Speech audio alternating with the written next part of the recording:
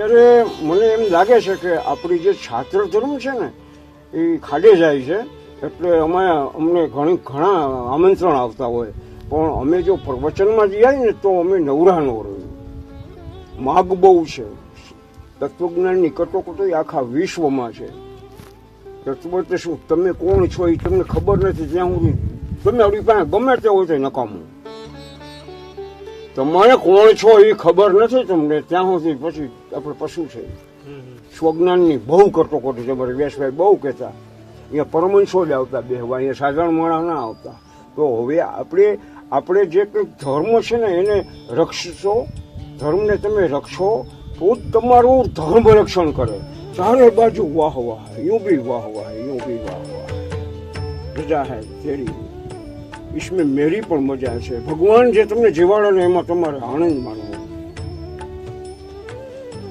આનંદ સ્વકેન્દ્ર હોવો જોઈએ. સાધન કેન્દ્રિત આનંદ છે ને આ બધા સાધન સત્તાનો આનંદ હોય છે, પૈસાનો આનંદ હોય,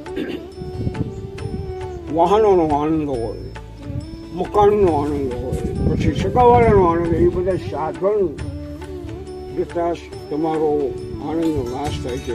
અને સ્વકેન્દ્રમાં તમારો સ્વયં સિદ્ધાનંદ છે નાશ થતો. તમારું જ્ઞાન કોઈને લઈ ન શકે.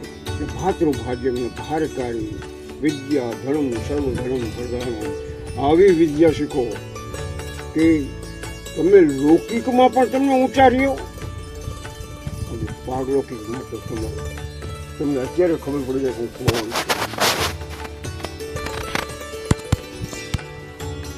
વિશ્વનો સર્જનહાર તમારા ભેરો બેઠો છે અને આપણે બાયકંગરા થઈ જવાનું કારણ કામ, ક્રોધ, લોભ, મોહ, માયા, મત્સર, ઈર્ષા, વેરવટી, રાગ, દ્વેષ, આ બધા કપટ, છોડ આ જીવને કોરી ખાય છે. તોય જીવ સમજતું નથી. અને તમે યુવાન છો ને, યુવાન ત્યાંથી તમને કોઈ